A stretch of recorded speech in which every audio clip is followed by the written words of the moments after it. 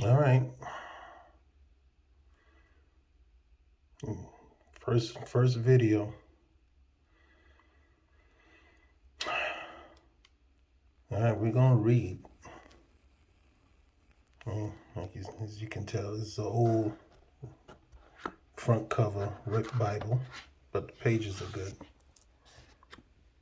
It's King James Version.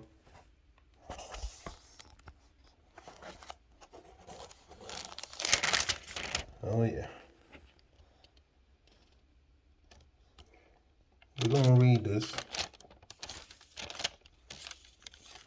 Translated out of the original tongues and with previous translations diligently compared and revised. Wow. So it's been tampered with. It's been revised, it's been translated from translated. But all right, we're gonna read. Please do read. Yeah. I think people should do research on who translated it. It's King James, from England. So this book is authorized by King James. I don't think a lot of people know who King James is, but we'll speak on that topic later on. For now, we're gonna, start with Genesis.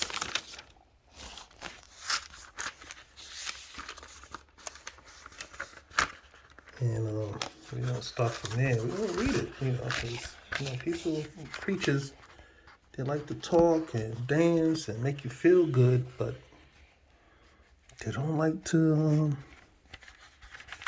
read word for word, chapter by chapter, to understand what's really going on back in those days, and to understand what's going on with the translation that they have today. They don't do thorough research. They just go by the English, and people didn't speak English back then. But we're going to see what the English version says. There's a lot of some truth in there. There's a lot of mistranslations. There's a lot of words that's in there that pastors and preachers and popes and all that don't get involved with. A lot of chapters and verses have been skipped because I guess they don't want the majority to know what's really in this book. So we're going to read Genesis chapter 1. And we're going to read word for word. It's going to take a while to read this whole book, but you're going to need to read it.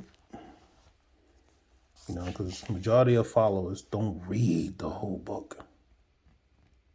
They don't. Certain verses and chapters are mostly read in the New Testament. Some is taken to the Old Testament. It's a lot of back and forth. So let's read chapter 1, verse 1, and we go from there. It's going to get better and better. It's going to get very interesting on what we read. And let's read. Please do read.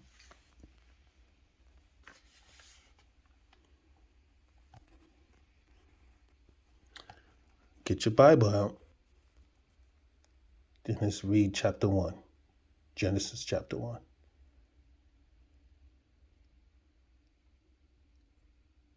It says in this translation, in the beginning, God created the heaven and the earth. And the earth was without form and void. and darkness was upon the face of the deep. First of all, it seems like third person there. Somebody's speaking about God. So who's the person that was there to speak about God, right?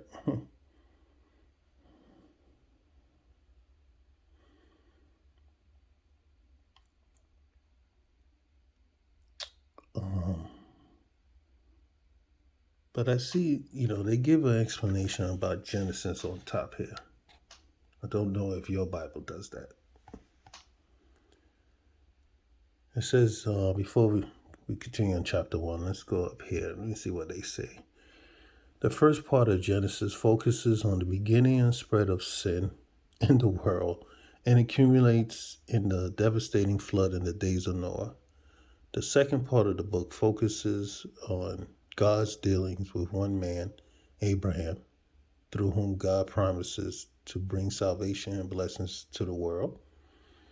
Abraham and his descendants learned firsthand that it is always safe to trust the Lord in times of famine and feasting, blessings and bondage. From Abraham to Isaac to Jacob to Joseph, God's promises begin to come to fruition in a great nation possessing a great land. Okay. Genesis is a Greek word, right? Meaning origin, source, generation, or beginning. The word gene is in Genesis, right? So we're talking about genetics. The original Hebrew word for that is bereshith, means in the beginning. Okay.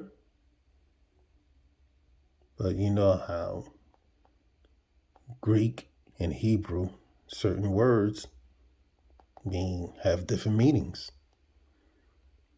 All right, so do your research on that. So, all right, so it says, where we at? Verse 2, right? And the earth was without form and void, and darkness was upon the face of the deep, and the Spirit of God moved upon the face of the waters. So the Spirit of God traveling upon the face of the waters. So God was, moved upon the face of the waters. That's what it says. And then God said, let there be light, and there was light. I mean, literally, just by saying it, or was there formation, evolution or transformation? This process when it comes to creation, right? But, all right, we'll just go by what they say here. And God said, light, that it was good, and God divided the light from the darkness. And follow along now. I hope you have your Bible so you can see it for yourself.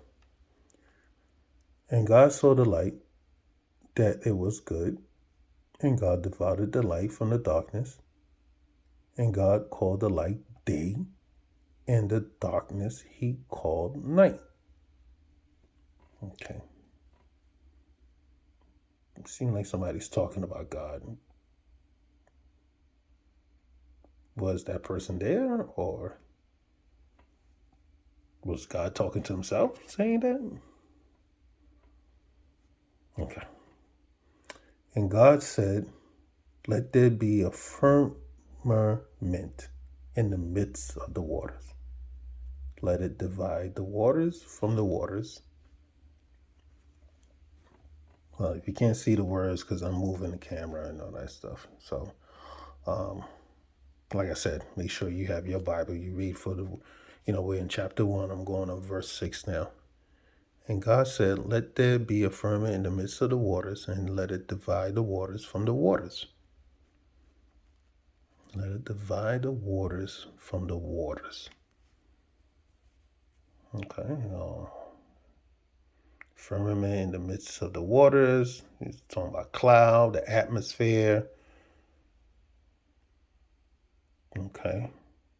This is waters from the clouds falling down on earth, creating water, oceans, lakes, etc. All right. And God said, let there be a firmament in the midst of the waters, and let it divide the waters from the waters. Reading 6 again. And 7 said, and God made the firmament and divided the waters which were under the firmament from the waters which were above the firmament. And it was so. Okay. It's repeating itself. I said that in verse 6 and it's saying it again in verse 7. So whoever wrote this is just reaffirming what God said already, but this is somebody talking about God because it's speaking in the second and third hand here. But people don't question that. So, but anyway, verse 8. And God called the firmament heaven, right? And the evening and the morning were the second day. And God said, let the waters under the heaven be gathered together unto one place, and let the dry land appear. And it was so. Now, heaven can't be talking about heaven in the spiritual world, right? I mean, gotta be talking about heaven, sky, right? You know, because in verse 9 it says, God said, let the waters under the heaven be gathered together unto one place, and let the dry land appear. So obviously, it's talking about the sky.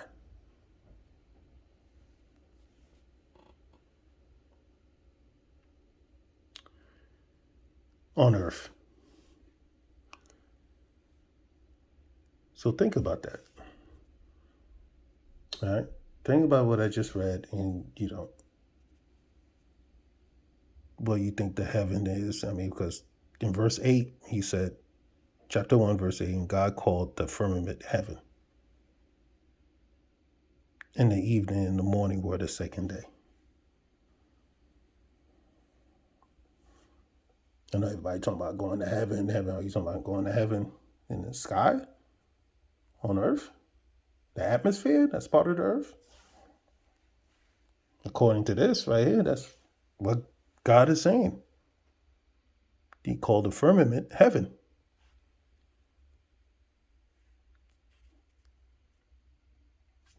Think about it. Until the next time, we'll speak again, and we'll be going on verse 10 on chapter 1. All right? Please do your research, and we're going to get deeper into this. Chapter by chapter, verse by verse. With clear understanding, of course,